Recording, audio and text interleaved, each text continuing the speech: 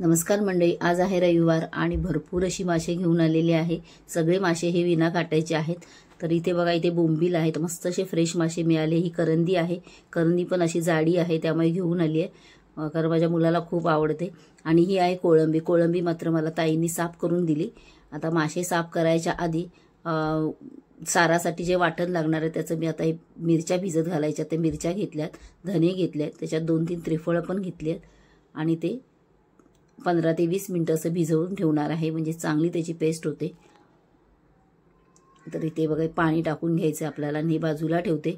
आणि पहिले मासे साफ करून घेतले। आता मासे साफ करून झालेले आहेत, त्याने त्याला स्वच्छ असे धुवून घेऊन त्याच्यामध्ये आता मी मीठ आणि हळद लावून ठेवते त्याला। आता पहिल्यांदा मी करंदी करून घेणार आहे। तर करंदीसाठी मी इथे लंगडीमध्ये तेल टाकून घेतलंय। थोडंसं नेहमीपेक्षा तेल जास्त टाकायचं, भरपूर असा बारीक चिरलेला कांदा टाकायचा। कांदा चांगला परतून घेतला की त्याच्यामध्ये आलं, लसूण, मिरची आणि कोथिंबीर याची पेस्ट टाकली आहे। तेही चांगलं परतून घेतल्यावर त्याच्यावरती हळद, घरगुती जो मालवणी मसाला आहे तो, आणि त्याच्यामध्ये टोमॅटो टाकून घेतलाय।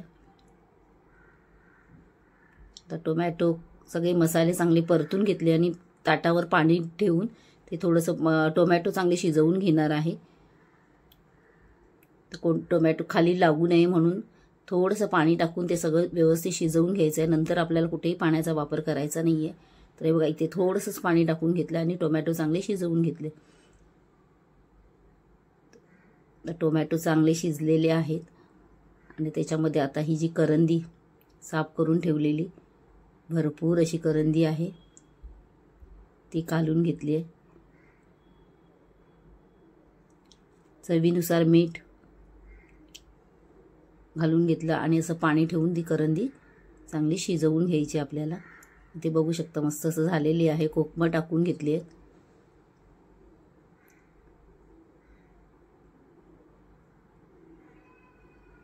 आज बरेचसे माशांचा प्रकार आहे बघा, कोकम झालेली आहे टाकून। आता परत 1-2 ते 3 मिनिटं वाफ दिली आणि मग भरपूर अशी कोथिंबीर टाकली। इथे आपली करंदी तयार आहे। आता मी सुरुवात करते माशाच्या आमटीला। तर त्यासाठी वाटण्यासाठी जे आपण मिरची जी भिजत घातली ती आधी पहिली वाटून आणली। त्याच्यामध्ये कांदा, थोडासा टोमॅटो तू इच्छिक आहे, नाही टाकला तरी चालतो, लसूण, थोडंसं आलं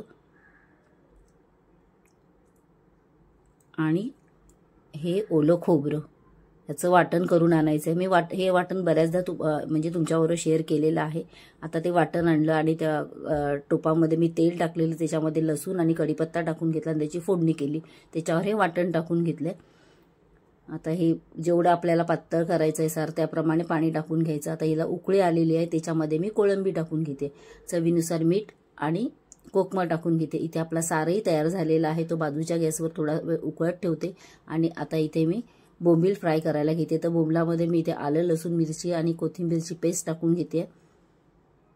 मीठ आणि हळद आधीच टाकलेली आहे आणि ही मिरची पावडर आहे ती टाकून घेते।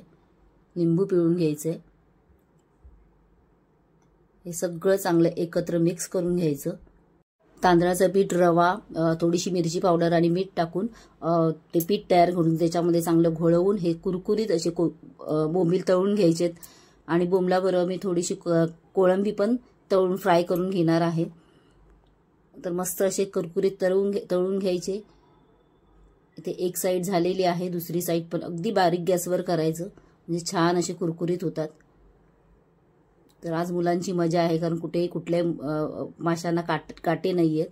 त्यामुळे इथे माझं आता जेवण रेडी झालेलं आहे। या सगळ्यांनी जेवणामध्ये आहे बोंबील फ्राय, करंदीची भाजी, कोळंबीचा सार, कोळंबी फ्राय, भात आणि चपाती। आवडली ना फिश थाळी? मग फटाफट लाईक आणि सबस्क्राईब करून घ्या बरं। थँक्यू।